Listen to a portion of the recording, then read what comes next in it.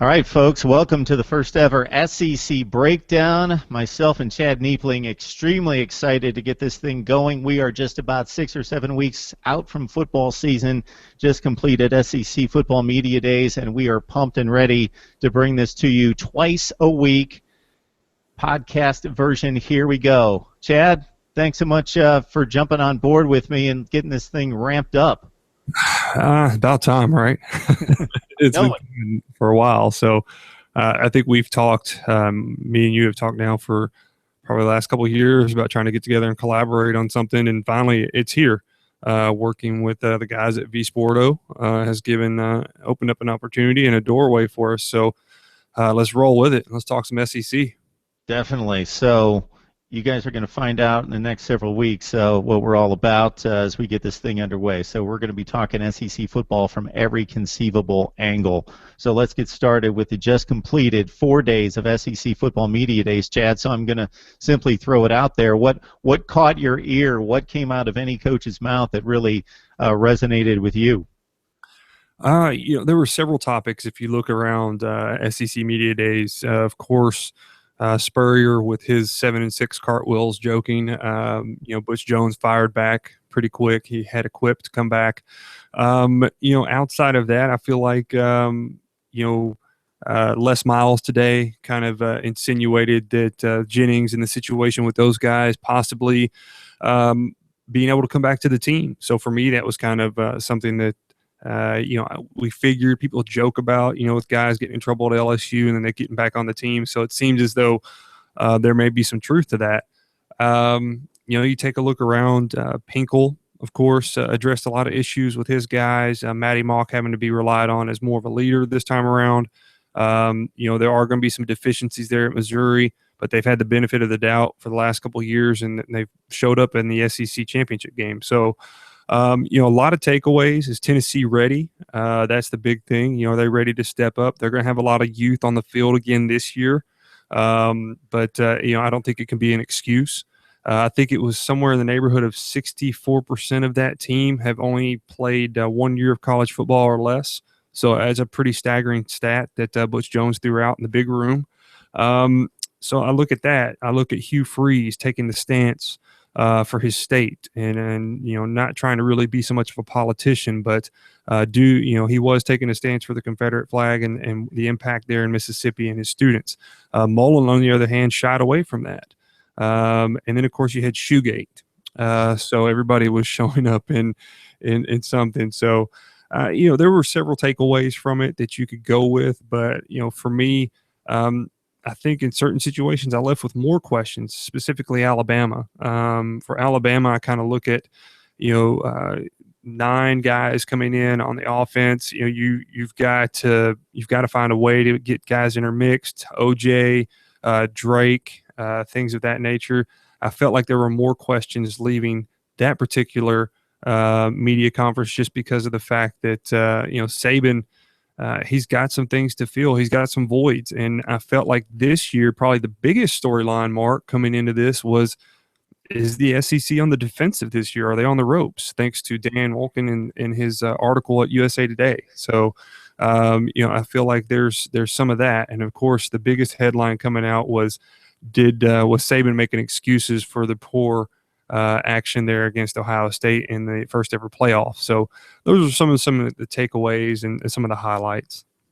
Yeah, and I think you hit on 2 topics that we may not hit a whole lot this go around, but in the coming weeks, talking about the quarterback position in the SEC and the possibility that it may be thinner than it's been in quite some time, especially when you consider what we saw just a few years ago with the likes of Murray and Manziel and McCarron finishing up stellar careers, where the quarterback position was rock solid in this conference for quite some time, and it's a bit thin right now with Dak Prescott being the carrier of the quarterback banner for the league right now. And then the other thing that you just alluded to in regards to the SEC reputation, coming off 2 consecutive seasons and not finishing off with a national championship, and I think that's going to be a topic of discourse over the next several weeks for us as well. You led off with Les Miles, Chad, and this has been a guy, obviously,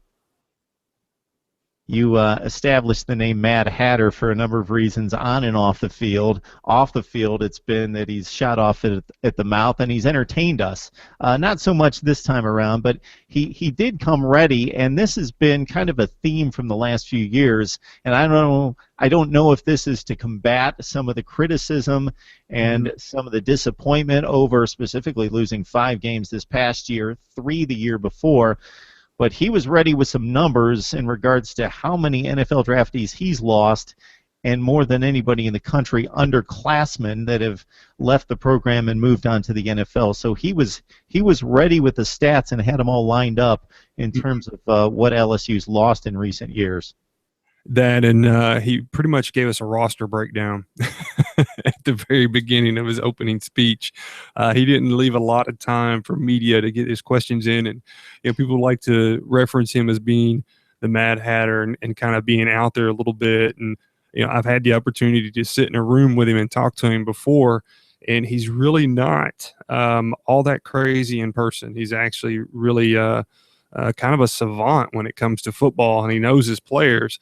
But at the same time, I think a lot of that is for us. It gets us kind of drummed up and it gets a little bit of attention. But yeah, he really brought with it. He talked about the fact that in the last 10 years, how many over 100+ wins for that program. Talked about particular guys, where they're at. Of course, for me, what really caught my attention was the situation with Jennings and those guys possibly coming back. That really just kind of threw me for a loop, because we had all suspected that when he said suspended, that was possibly going to be it. But you knew better, because if history teaches you anything, the guys end up getting back on the team. If you're a quality player, he's going to put you out there. But yeah, there were a lot of key stats for him, and I agree. This is a team, I think, that people need to be a little more leery of than probably what national media and regional media is giving them credit for, because I think it's a team that could possibly be pretty dangerous, considering, like he had said, if last year, if several of their juniors hadn't have went pro the year before and came back, last year's team would have been a completely different story. We might be talking about them completely differently right now. I think so too.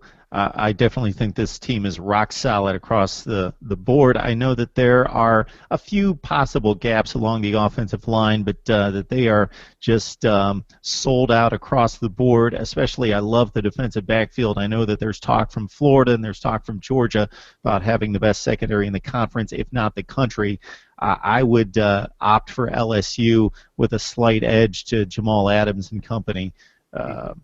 It's funny because we bring up Les Miles and Steve Spurrier, and those are the two guys that hit the podium, and everybody's just waiting with bated breath to see what they're going to say. But the guy that's become kind of a standout figure in this league in just the last couple of years, and there's a thin line between kind of a clown and, because his team picked up for him late last season, Brett Bielema, not the clown, but with a little bit respect, but still now a guy that will say what's on his mind. He doesn't leave anything vague or with people scratching their heads. He will definitely take on different subjects and let you know how he feels. And I know that you've got pretty specific takes on Brett Bielema.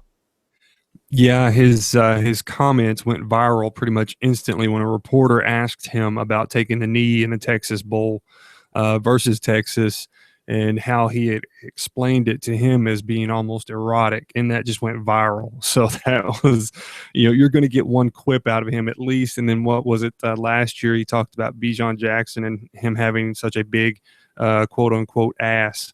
So there's that. But he is, he didn't respond to the Spurrier comments of 7 and 6 and cartwheels and things of that nature as one might expect him to.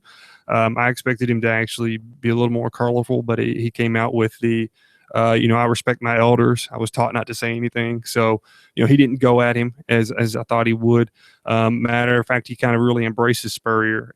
Spurrier was a guy that took him under his wing when he first came into the league. But you're right. You hit on something there, Mark. The man was the pretty much the butt of a lot of jokes his first 2 seasons. And then this last season, with the hire of Rob Smith, that defense towards the end of the season becoming one of the top 10 defenses statistically in the nation. You had 2 1,000-yard rushers for 2 years straight. All of a sudden, people started to take notice, and they were a buzzword at media days. Arkansas was. There's a lot of guys, Marcus Spears, Booger, those guys were giving a lot of props to Arkansas. They're a physical team. They've got a fifth-year guy in Brandon Allen, a guy who doesn't get near the credit he probably deserves with, throwing only 5 interceptions and 2,000 plus yards passing in a very run-heavy oriented offense. So we'll see with the addition of Dan Enos. He's trying to see if he can catch lightning in a bottle for a second time, as he did with Rob Smith. So we'll see. He's a fun guy, but what you see is what you get. There isn't any there's not any type of an onion layer that you're going to have to peel away to get to Brett Bielema. He is who he is, and he's going to say what he says. So and as a media guy, I love that and respect that. I love it too. I want to see how many media days Brett Bielema is going to show up at the SEC, and at what point is he not going to drop the name Wisconsin? He still loves to go back and make mention of Wisconsin, what he established there, what he was able to accomplish there. I think he did it last year because he was coming off 3-9 and had to remind people, hey, I built something in Wisconsin, or actually he kind of was the caretaker of something really good at Wisconsin, but he led them to championships there and wanted to remind people that he could coach football and that it was going to take some time here in the SEC. Now, coming off the good wins over Ole Miss, LSU, and then the bowl game over Texas, he reminded us that he went 7-6 one year at Wisconsin. That was followed up with 3 consecutive Big Ten championship and Rose Bowl appearances. So he was just kind of forewarning that, hey, we're ready to take another step. And he said, we feel good about 7-6, but we're not going to feel good about 7-6 another year. So Right. 3-9 leads you into a 7-6 that's a feel good 7-6, but it's not going to feel good. We're expecting to take that next step. Chad, I thought it was interesting. I'm taking us all the way back to day one on Monday that Gus Malzahn hit the podium. And it wasn't like he was asked about Will Muschamp or in a derogatory way was asked a question about Muschamp leaving a disappointing tenure at Florida, that he had to defend Muschamp in any way. So I found it interesting that he felt the need to tell us that Will Muschamp, without any coercing, that Will Muschamp was the best defensive mind in football, not just college football or the SEC, but anywhere in football, that Will Muschamp is the best mind in football defensively. Yeah, a lot of people, that rubbed a lot of people in the media. There was a lot of people that perked their ears. It rubbed a lot of people kind of the wrong way that he went about it that way.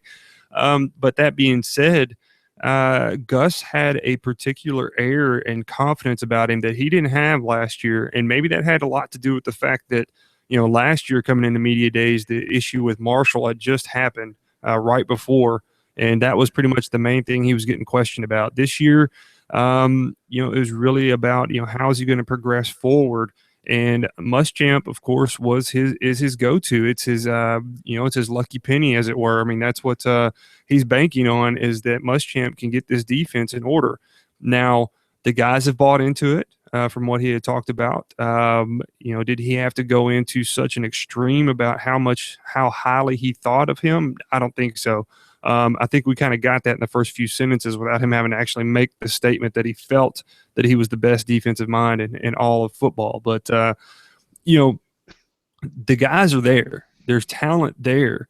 Let's see. They've had some depth issues in the past on that side of the ball. And, especially at that star position, they've had second and third string guys in rotation this last year due to injury. So we'll see. We'll see, can they replace some guys on the defensive line. We'll see how they adapt to the aggressiveness that Muschamp is going to bring, because it's a different style in that aspect. It's an in-your-face type of defense. They're going to try to get in that backfield and get to the quarterback as much as possible and put as much pressure on him as possible while trying to lock down the receivers. And they've got some interesting matchups. So we'll see. I think they've got their work cut out for them. Can they do it this year?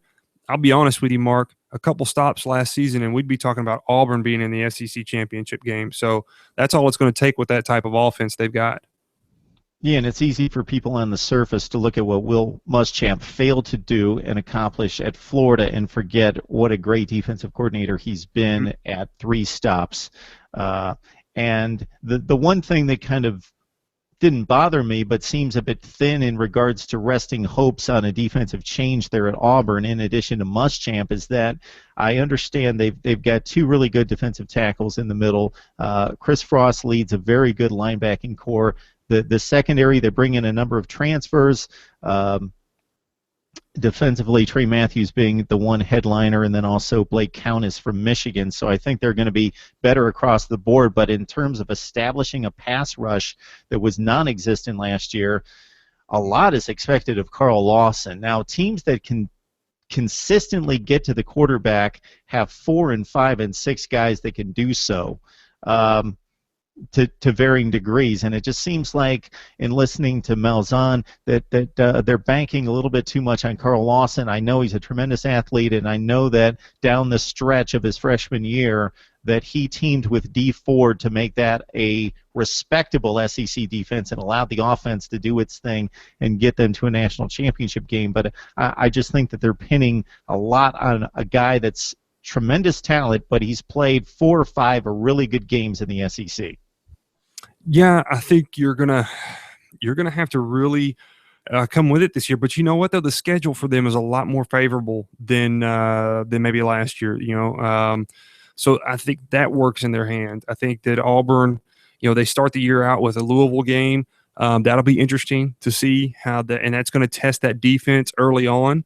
Bobby Petrino, when he was in the SEC, he was throwing long bombs, and I mean, he brought a deep passing attack to the SEC conference right there before we had the big emergence of all the quarterbacks in the past couple of years.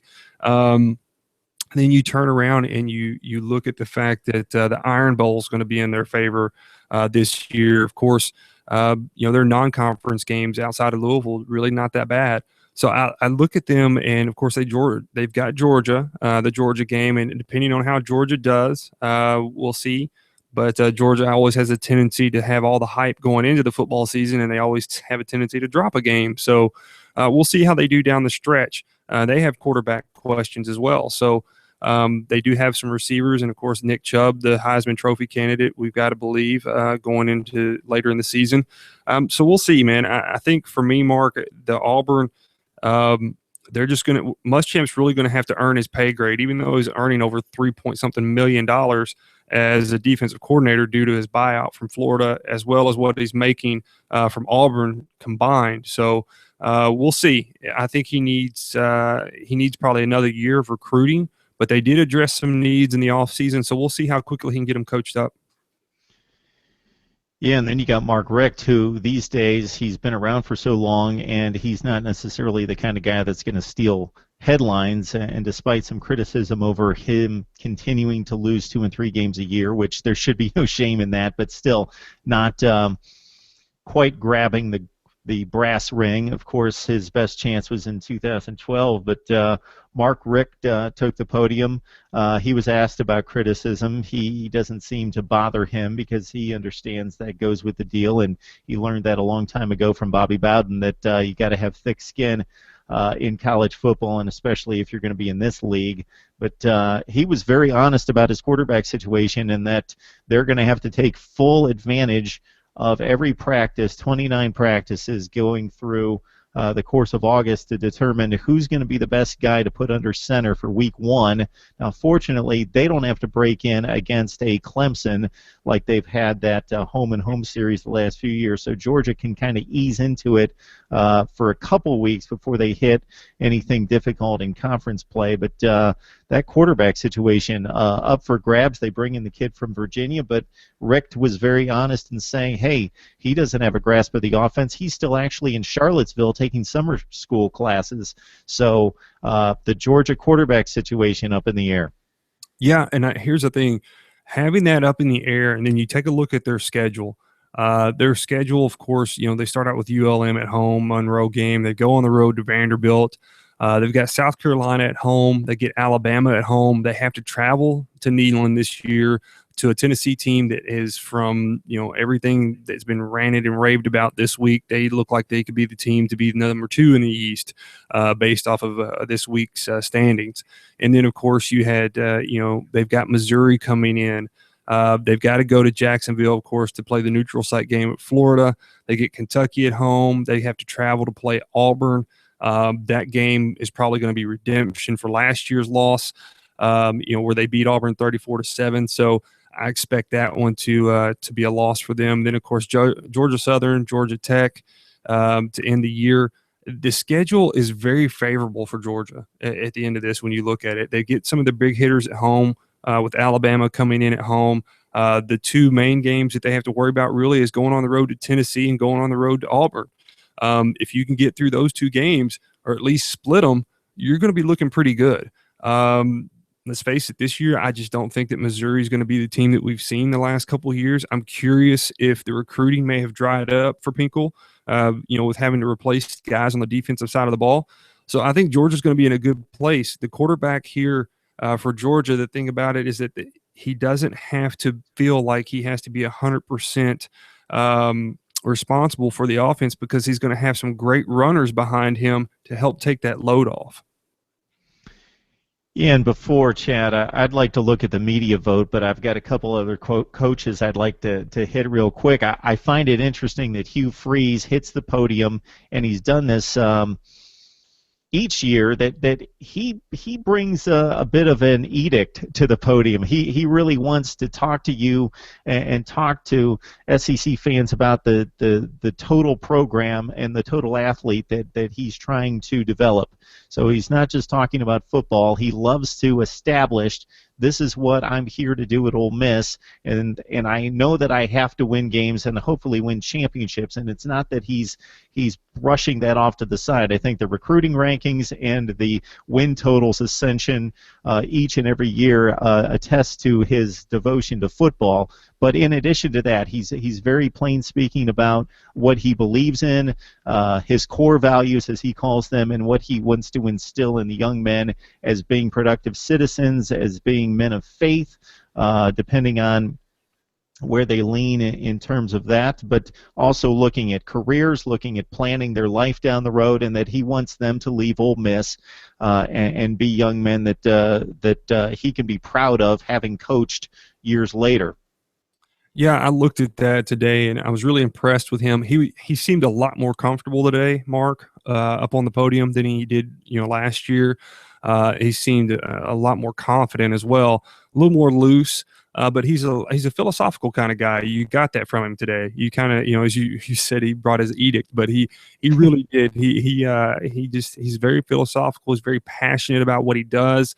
Him, Bielema, and Butch Jones, all 3 of those guys addressed programs that they have in place right now and how they go about looking for guys for their program. They look for guys to build up as quality men, not just the athlete themselves, not just for their athletic ability. Butch Jones brought up the fact that they have a VFL course where they bring the guys in and they teach them what to do and what not to do to help them become better men as they go on. Hugh Freeze talked about how they brought in a local bank management group to help talk about how these guys can finance their money, especially now when we talk about guys getting extra money every month in their stipends. So to help them with that, Bielema talked about today about how he looks at kids' Twitter profiles. He looks at what they're doing on social media as part of his recruiting process. So those are things that I think those 3 guys shared, and those 3 guys talked about that specifically at media days.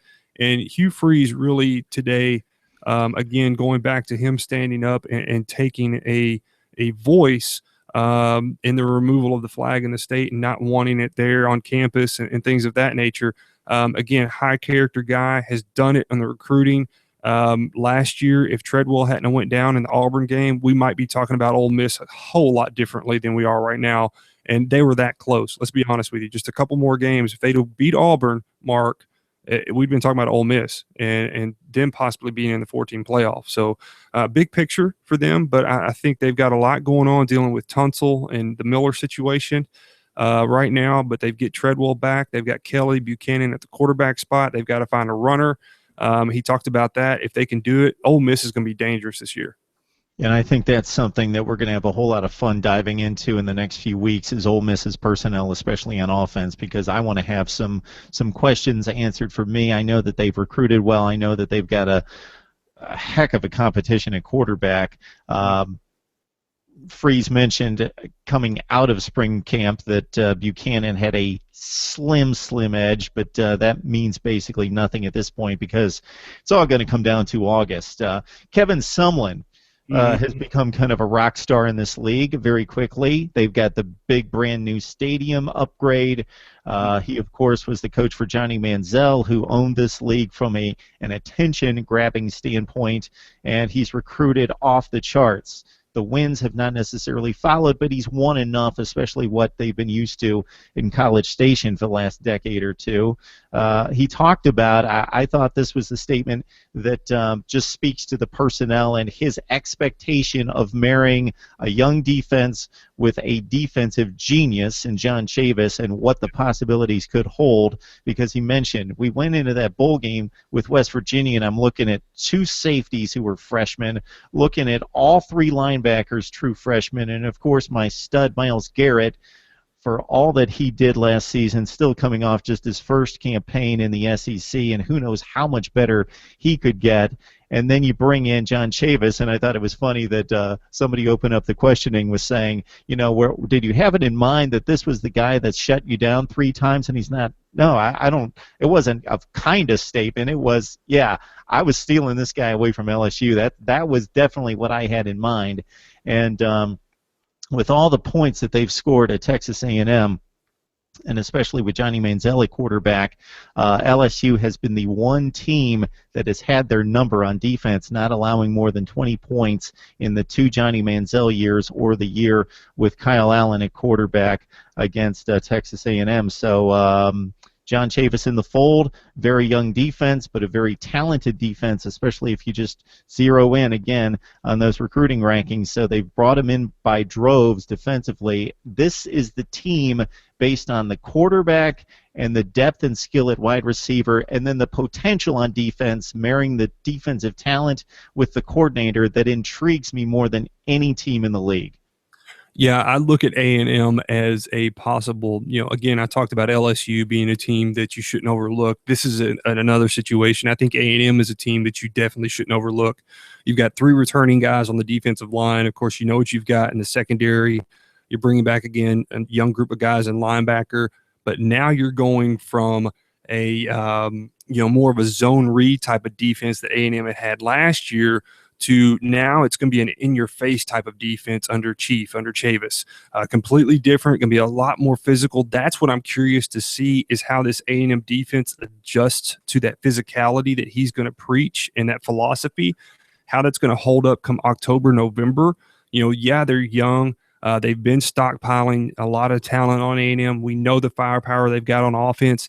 Yet another team, a lot like Auburn, a couple stops, and we're talking about A&M a little bit differently. So this is a team you need to watch out for. What I really like is the fact that we possibly may have a real heated rivalry in the SEC between LSU and A&M. That's going to be really special, I think, coming up this season. It's going to be a really good game to watch. Again, Chavis is the master. He's proven it. Look at the guys he's got in the NFL. Look at how many quality players. His specialty is secondary and defensive line. And if you know anything, DBU didn't get its nickname at LSU until Chavis got there. So, those guys were coached under him, the guys that are there now.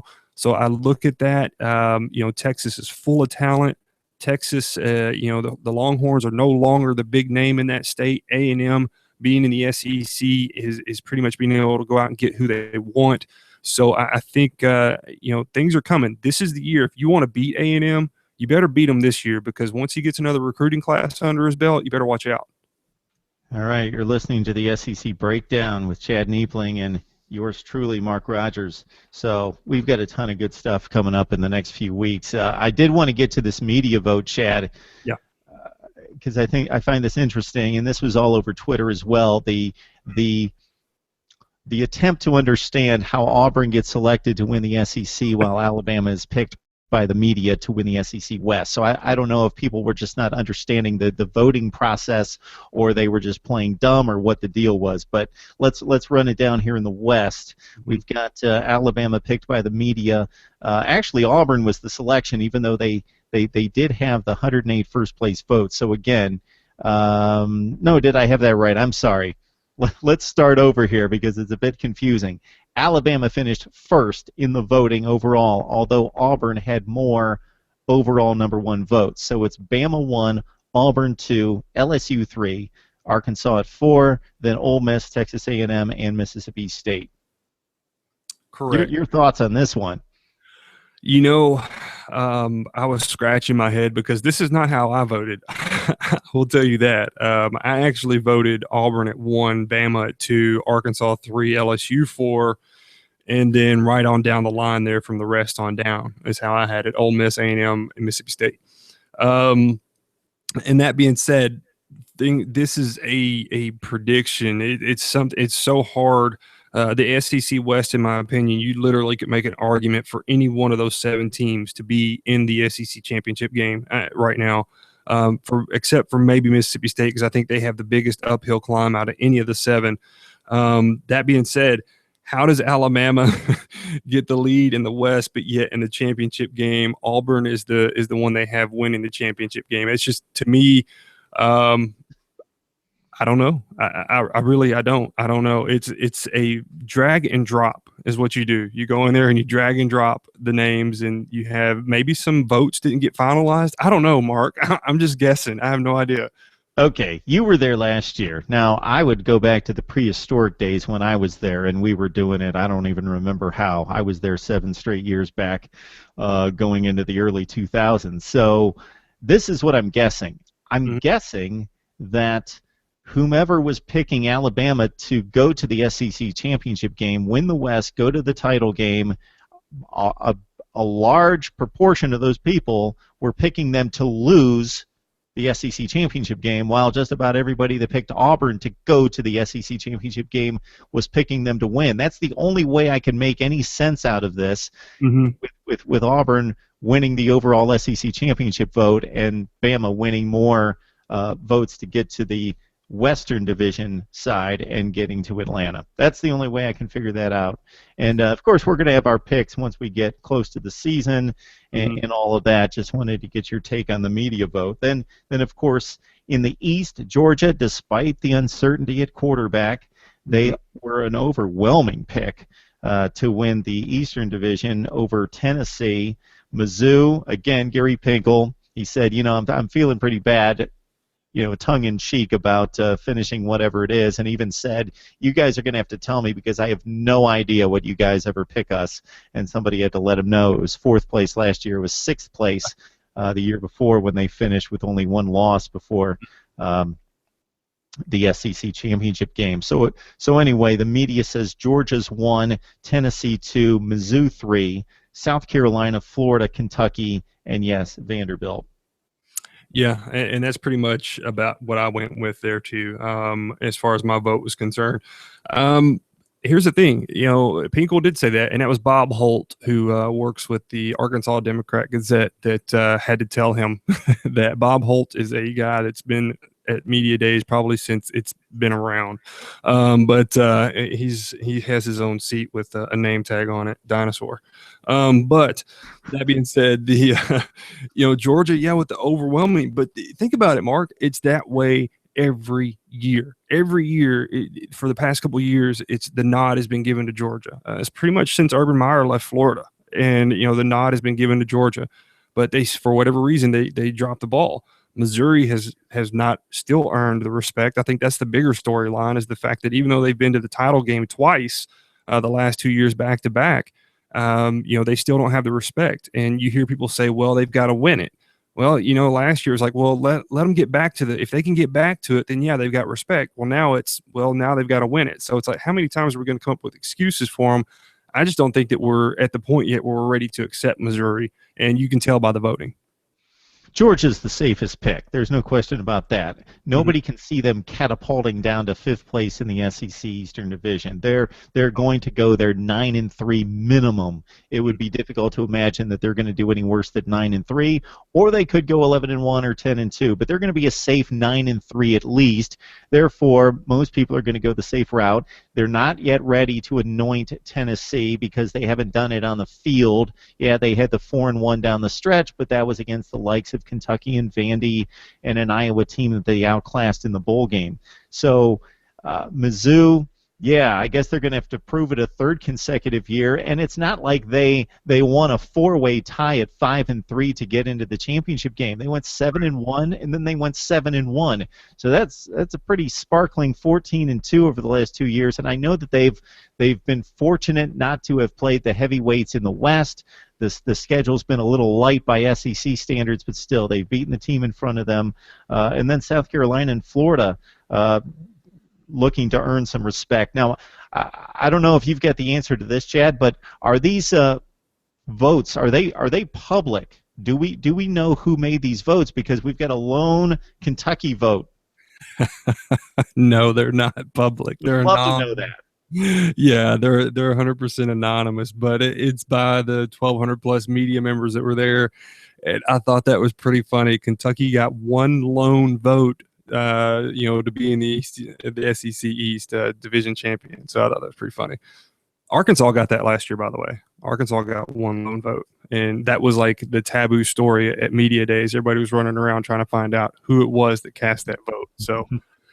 I digress. Same thing here. Somebody has faith in Kentucky. I actually think, Mark, we'll talk about this at another time, but I actually think Kentucky is a team that could possibly sneak up on some people this year.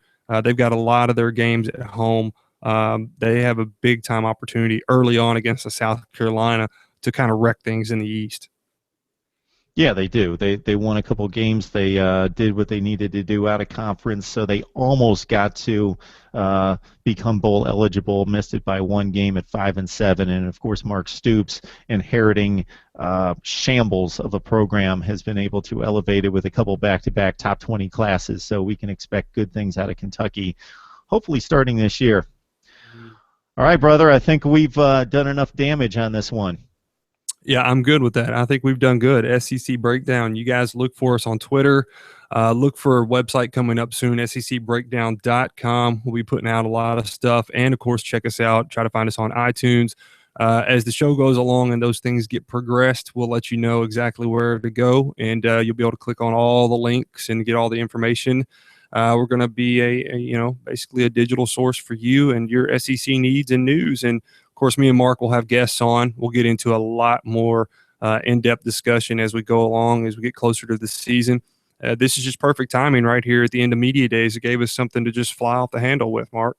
Yeah, this is a good time to kick it off. The rest of college football is kicking off with the SEC Media Days. We might as well do the same. So for Chad Neipling, which you can find on Twitter at SEC_Chad, and myself, Mark Rogers at Mark Rogers TV, we are signing off. We expect to hear from you, and we'll catch you next time right here on the SEC Breakdown.